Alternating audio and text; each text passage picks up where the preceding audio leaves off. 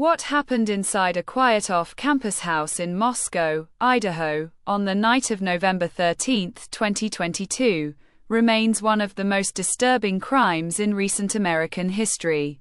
4 young university students, Kaylee Goncalves, Madison Mogen, Xana Kernodle, and Ethan Chapin, lost their lives in a brutal stabbing attack that shocked the nation and left families, friends, and an entire community searching for answers.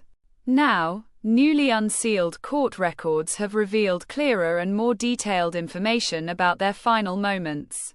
These findings do not change the outcome of the case, but they shed light on how their attack unfolded, how the victims were found, and what investigators learned from the autopsy examinations.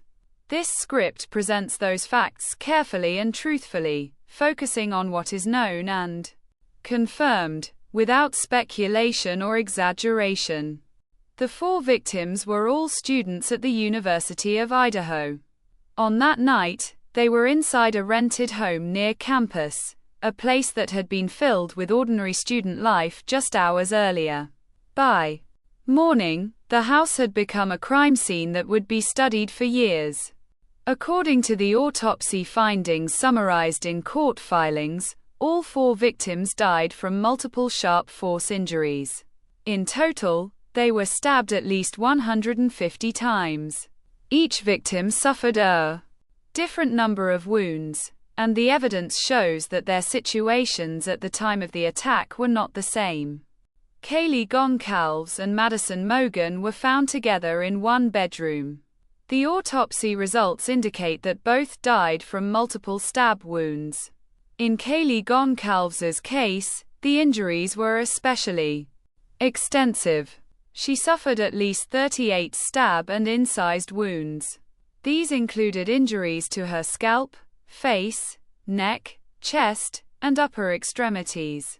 In addition to sharp force injuries, there were signs of blunt force trauma to her head, including facial fractures, bruising around the eyes, and bleeding around the brain. There were also indications of asphyxial injuries, meaning her breathing may have been impaired during the attack. The medical findings described punctures to the skull, injuries to her teeth and tongue, and internal bleeding into the chest cavities. These details suggest a violent and sustained assault. Investigators believe that Kaylee Goncalves was likely in bed when the attack began. Madison Mogen, who was in the same room, suffered at least 28 stab and incised wounds. Her injuries included wounds to the scalp, face, neck, chest, and arms. The autopsy findings also documented damage to internal organs such as the lung and liver, as well as perforations to major blood vessels in the chest.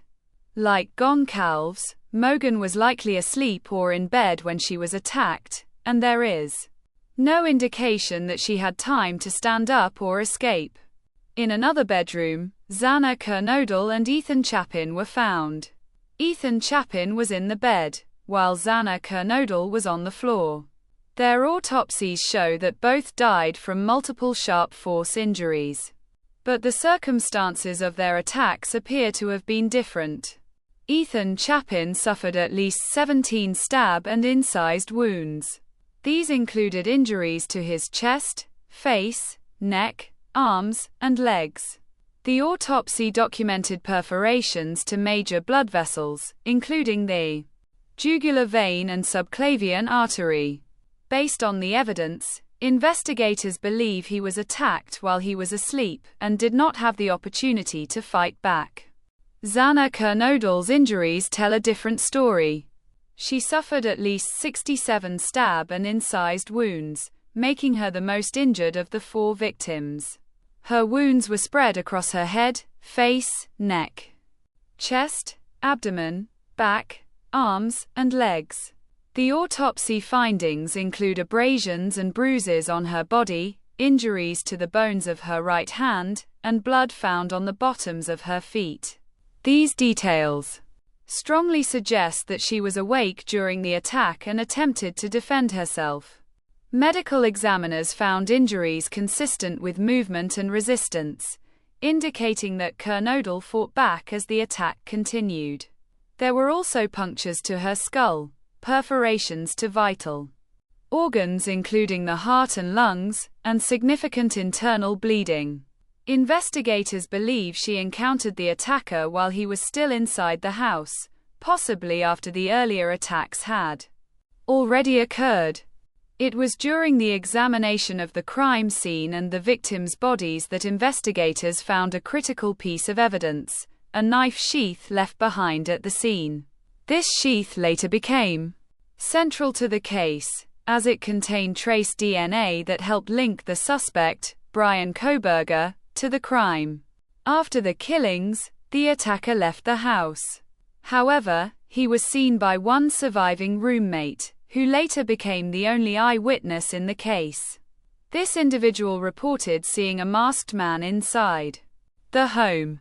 While the eyewitness account did not immediately lead to an arrest, it later matched other evidence gathered during the investigation. Brian Kohberger was eventually arrested and charged with 4 counts of first-degree murder. In July 2025, he entered a guilty plea as part of a deal that allowed him to avoid the death penalty. During the court proceedings, he admitted to killing all 4 victims. He was sentenced to 4 life sentences, 1 for each victim. The release of these autopsy findings has been deeply painful for the families of the victims, but it has also provided clarity. For more than 2 years, many details of the attack were sealed as part of the legal process. With the case resolved and the records unsealed, the public now has a clearer understanding of what happened inside that house. It is important to remember that behind every statistic and medical term are 4 young lives that were cut short. Kaylee Goncalves, Madison Mogen, Xana Kernodle, and Ethan Chapin were not just victims in a criminal case. They were students, friends, sons, and daughters, each with plans, relationships, and futures that were taken away.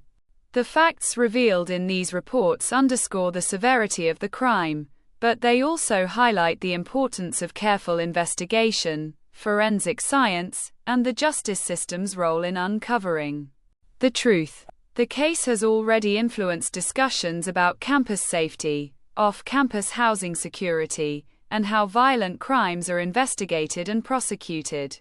While the legal chapter of this case has closed, the emotional impact will last far longer.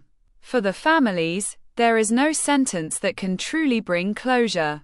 For the community, the memory of that night remains a reminder of how suddenly and unexpectedly violence can occur. As these facts become part of the public record, they serve not only as documentation of a crime, but also as a solemn record of lives lost and the responsibility society carries to remember them with dignity and truth.